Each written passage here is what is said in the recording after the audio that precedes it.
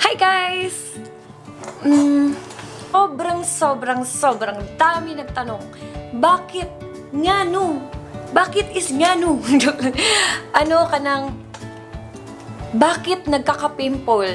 Or, mayroon din nag-message sa akin, paano mawala yung pimples? Kaya sa totoo lang, hindi ko rin yan alam kung paano siya mawala. Kasi ako, minsan, nagkaka-pimples talaga ako. Siguro dahil hormones, babae, nagkaka-period. Bago magkaroon ng period, ng menstruation, meron talagang akong pimple, isa. Naantay ko na lang ginahulat na lang nako ba ka ng Tagalog mo gud. Ginahulat na ko ba na ka ng mawala kay if you prick it, mag-ano siya,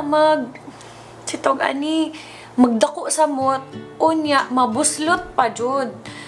Mabuslot jud imong nawong. So, mga taong na nagpangutana na, unsay buhaton na nanandaw sila mga buslot, wala jud ko'y answer, ana, pero kabalo ko, lisod na siya mawala, or dili na jud na siya mawala. So, the best way, if you have a pimple, antayin mo na lang siya mag-subside, na mawala. Pero, meron din akong tips na how to prevent walang pimples except sa pag may period kasi hindi na talaga yan. Wala na talaga yan.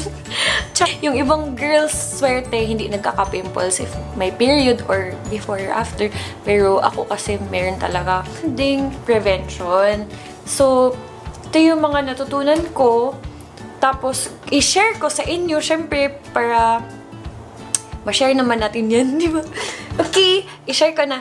Okay, ang first thing na kaya nagkaka-pimple is because this one. Tadadin! It's your brush, Les. Kasi, ang brush, sipin mo na lang. Ang brush mo nandyan. Maraming alikabok magpasok dyan. Tapos, ginamit mo yung makeup mo doon. Hala, sige. Tapos, nilagay mo sa mukha mo. Tapos, ginamit mo na naman, hindi mo nilinis. So, hindi mo nilinis. Hindi mo alam, maraming bacteria na yan nandito. Kaya, importante talaga may 99% alcohol. And, may brush cleaner. If wala kang brush cleaner, you can use baby shampoo. Pero baby shampoo lang kasi if you use normal shampoo, sobrang tapang daw ng chemicals. Masisira daw yung brush mo din.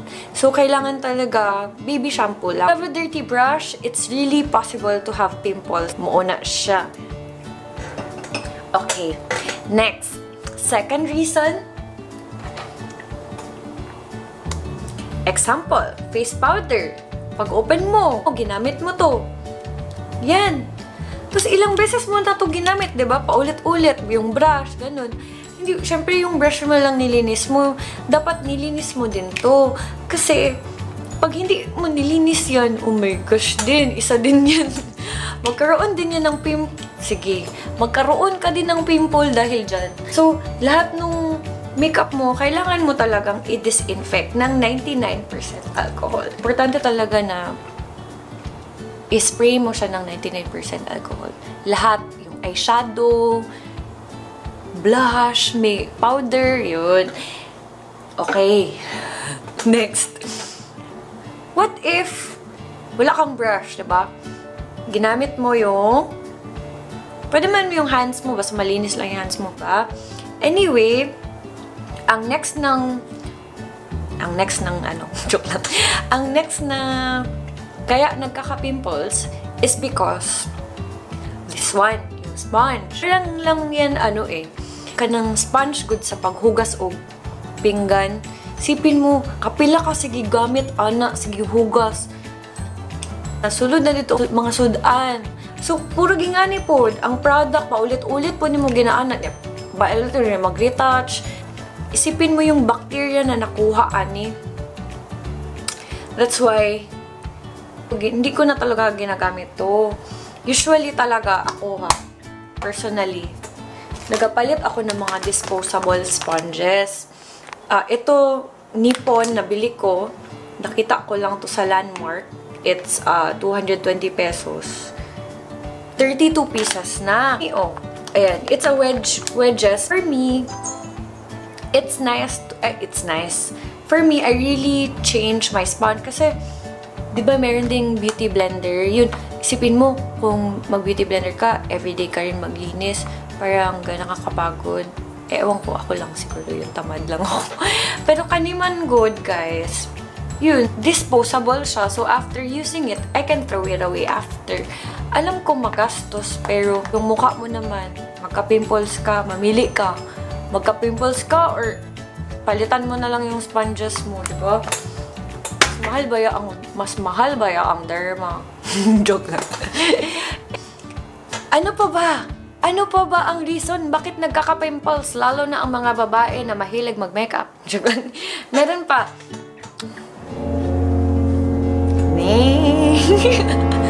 Oo. So, towel. Siyempre, pag after mo taking a bath, you use a towel, diba? Isipin mo ulit. Isipin mo ulit yung cloth. Marami rin nakukuhang bacteria, lalo na pinapadry mo, iniiwan mo sa somewhere. Maraming bacteria talaga makukuha, mga dust. And kani good siya kani mga ingana, mas prone siya sa dust and bacteria, kaya nagkaka-pimple. Maganda talaga mag-change ka lagi ng towel. Hindi ko naman sinabi everyday, pero at least like once a week. Lagi, maglaba ka na lang ulit. Pero, di ba, daghan hugaw dyan makuha. Kaya nagkaka-pimple. So, better, di ba, iwasan mo na lang. Okay. Okay, next! Tananen! Oo, pillowcase. Siyempre, kailangan malinis yung pillowcase mo. Kasi, paano paghiga mo? Yan, maghiga ka dira. Kani magka-pimples na siya, guys. Kung dili limpyo imong pillowcase. So, importante talaga na mag-change ka lagi ng bedsheets, ng pillowcases. Ka din kasi hugaw, madumi, bacteria, yun. So, better always to change it. Change it. Feel the change. Na-answer ko yung mga questions nyo about the pimples and ways na para mawala yun. Tulog ka naka-makeup or hindi mo natanggal yung makeup mo. Importante talaga mag-wash ng face before sleeping. Lalo na pag natutulog ka kasi grabe na-absorb lalo yung mga nilagay mo sa mukha. So, better talaga na malinis yung skin before going to sleep. And for me, iba-iba kasi ang skin natin. Hindi naman lahat hiyang sa same brand. Diba? So, for me, try jud nimo kung asa ka hiyang. Kasi there are other people na, ay, nagkaka-pimples talaga ako dyan sa brand na yan. May ganun. Bakit ikaw? Okay ka? Yun. Tapos, yun. Iba-iba talaga tayo ng skin. So, you have to find the right brand. Yun. You have to find the right brand. And yun lang. Gusto ko lang i-share na ayaw na lang i-prick, hulatin na lang mawala. Ano pa ba? I hope na na-share ko na sa inyo yung pimple dra ba? Iwas-iwas din sa mga hugaw dra. Lalo na sa mga naga-motor, naga-jeep, naga-tricycle. So, para maiwasan, pag-uwi, wash your face talaga. Kasi yun lang talaga ang sagot ng pangtanggal ng bacteria. Kung ano man yung facial wash nyo, kung ano man yung toner nyo, kung ano man yung skincare routine nyo, just do it as long as your face will be clean. Kasi iba na talaga ang pollution ngayon. Lakas maka-pimples. Salamat kayo, guys. And thank you for watching. Don't forget to subscribe my channel. Sorry. Don't forget to subscribe my YouTube channel, like my Facebook page, and follow me on Instagram. Salamat kaayo. Salamat kaayo. Kaayo. Murag ko.